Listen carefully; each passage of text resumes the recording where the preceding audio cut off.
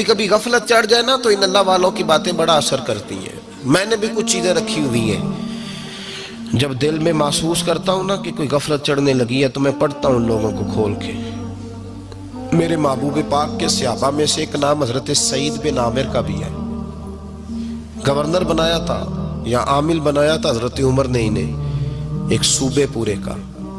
آپ کے governor house کے پاس سے گزرے تو گورنر ہاؤس پیدل چل نہیں سکتے آپ، اتنا بڑا ہے.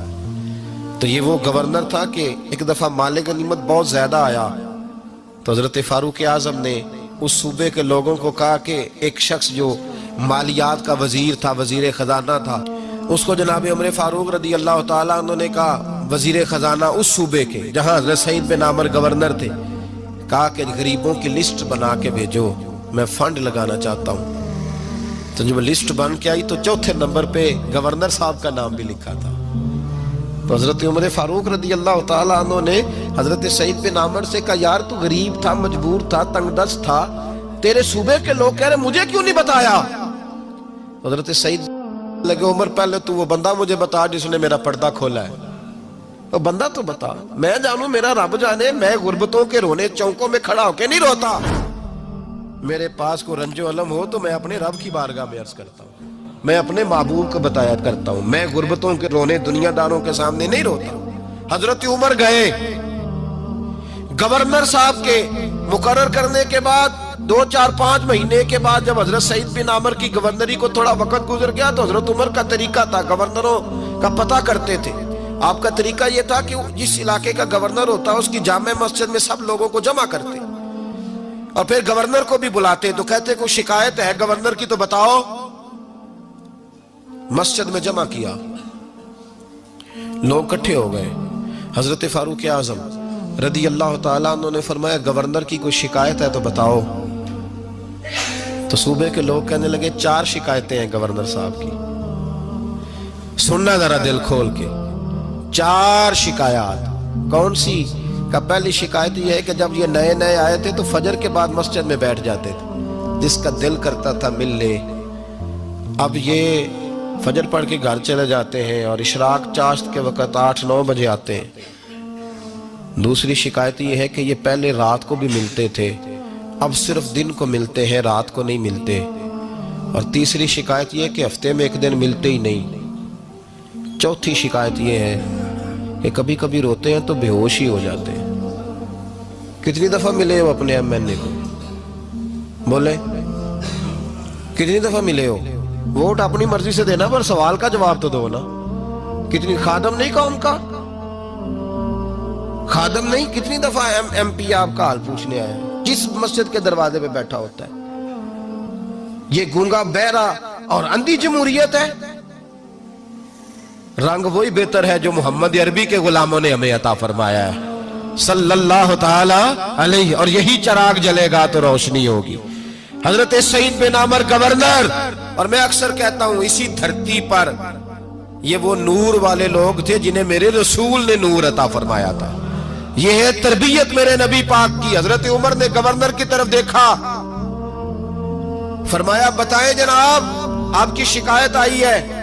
پہلی شکایت یہ ہے کہ آپ پہلے فجر کے وقت ملتے تھے، اب اشراق چاشت میں ملتے. حضرت سعید بن عامر رضی اللہ تعالیٰ عنہ کہنے لگے حضور اگر آپ نہ ہوتے کوئی اور پوچھتا تو میں کبھی نہ بتاتا.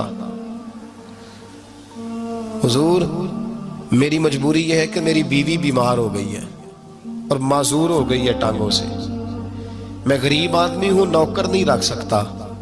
اس بھلی مانس عورت نے 30 سال میری نوکری کی ہے، اب وہ بیمار ہو گئی ہے تو کیا میں اس کو چھوڑ دوں؟ میں سویرے اٹھ کے اپنے گھر میں جھاڑو دیتا ہوں، برتن دھوتا ہوں، آٹا گوندتا ہوں، روٹی پکاتا ہوں اور اپنی باوفا بیوی کے منہ میں لقمے ڈالتا ہوں. حضور وہ پخانہ پیشاب کرتی ہے تو وہ بھی میں صاف کرتا ہوں. وہ میری ذمہ داری جو ہوئی تو ذرا دیر ہو جاتی ہے. بس پہلے سوال کا جواب آیا تو لوگ کہتے ہیں ہمارے جسم کے رونگٹے کھڑے ہو گئے.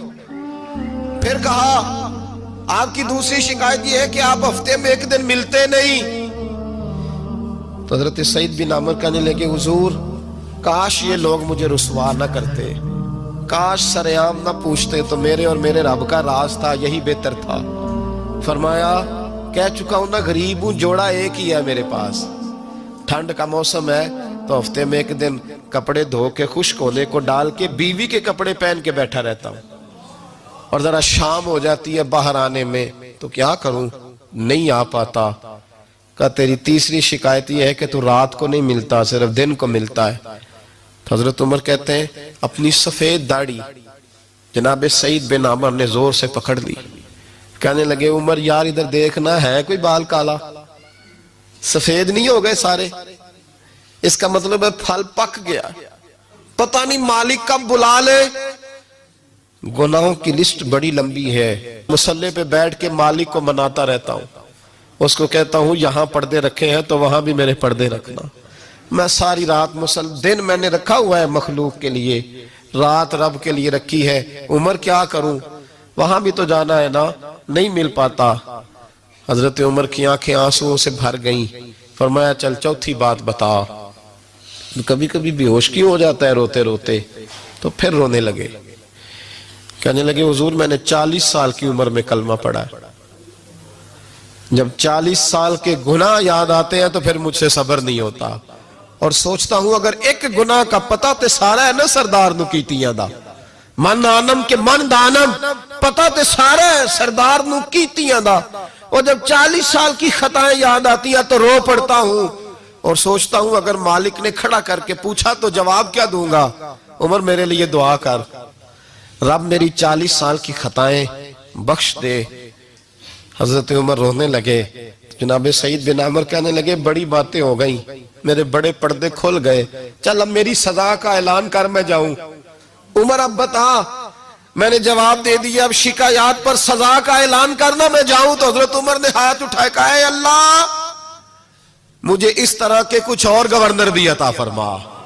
ऐ अल्लाह मेरे रसूल सल्लल्लाहु अलैहि वसल्लम के गुलामों को इस तरह के कुछ और गवर्नर भी अता फरमा। ये मेरे भाई मेरे रसूल के ये थे वकानु यत्तकू।